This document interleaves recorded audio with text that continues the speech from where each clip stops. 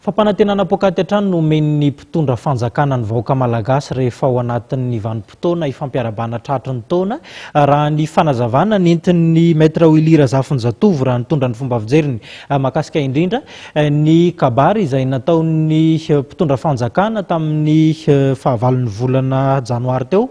teny amin'ny lampam-panjakana ny Avoloa tafiditra tao anatin'izay fotoana fampiarabana tratry ny taona izay ity mpisolo vava ity mizaka ny vokany ny malagasy ary raha ny fanazavana dia tafiditra tanteraka ao anatin'ny fahantrana ny vahoaka malagasy amin'izao fotoana izao. Fampanantenana pôkaty hatrany no omen'ny mpitondra ny sesy teto amin'ny firenenan'ny vahoaka hoy maître Willy Razafindratovo. Toa lasa fomba fanao hatrany mampanantena fotsiny tsy arahinasa. Io ny valiteny nentin'ny maître Willy Razafindratovo raha nanontaniana amin'ny fijeriny kabary izay nataon'ny filoham-pirenena teny amin'ny lapan'ny Avoloa ny zoma 20 janoary teo ny tenany. Na ho an'ny lasa na ho an'ny hoavy izy hoe tsy maintsy ve voatery ve tsy maintsy mandainga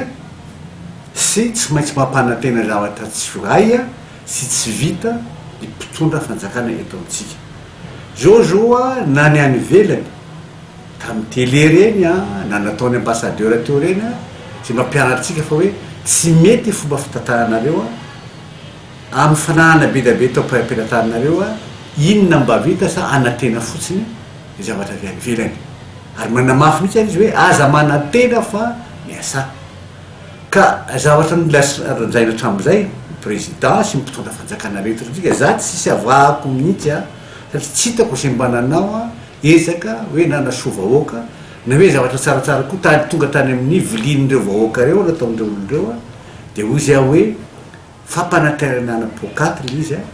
ka noho izany dia veriko tahaka ny teo aloha ihany. Mikasika manokana ny fepetra ny raisin'ny filoham-pirenena Hery Rajaonarimampianina ny anaovana ho maimai-poana ny famodrana amin'ny mpandova ny tany ary famerenana ny fanjakana ny tanin'ny Dadasika Lavavolo dia nilaza i maître Willy Razafindratovo fa tokony haharitra ny fanatanterahana io fepetra io fa tsy ao anatin'ny embolana fotsiny ihany.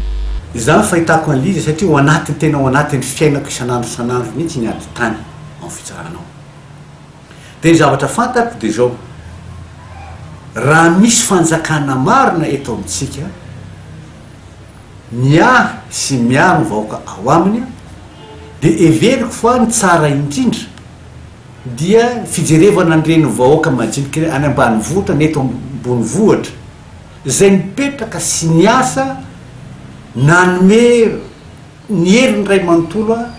na miravira ny tany lavavolo reny na mpandrosan'le tany sy nampimboly teo 70 taona 80 taona petraka eo reny olona reny tapitapoka eo ahitana hoe misy olona anankiray na vazaha io na gasy na karana na sinoa manana taratasy ny tompon'le tany ireny zavatra reny dia tena zavatra tsy azo ekena mihitsy satria na ilaza ary président république fa hoe izaho dia ilaza aminareo manokana fa hoe tsy aloha ny droit de succession mandrapatonga ny mois de juin inona dikan'izay d'accord mety misy hoe olona sasatsasany mety hoe bénéficier zavatra hoe mahazo tombotsoa amin'izay fa maninona tsy atao ela be zavatra fa ny tena zavatra lehibe indrindra araka ny teniko teo aloha teo dia ny hoe maninona tsy reto vahoaka malagasy manana sy namono tena tamin'io tany io no jerevinareo satria amiko zany dia misy le atao hoe le zony fanjakana manao expropriation pour utilité publique. Arak'izany everiny maître Willy Razafindratovo fa tokony ataon'ny mpitondra laharam-pahamehana ihany koa momba ny tanin'ny malagasy lasan'ny orinasa na olon-tsotra vahiny ambongadiny na eto an-tanan-dehibe na any ambanivohitra.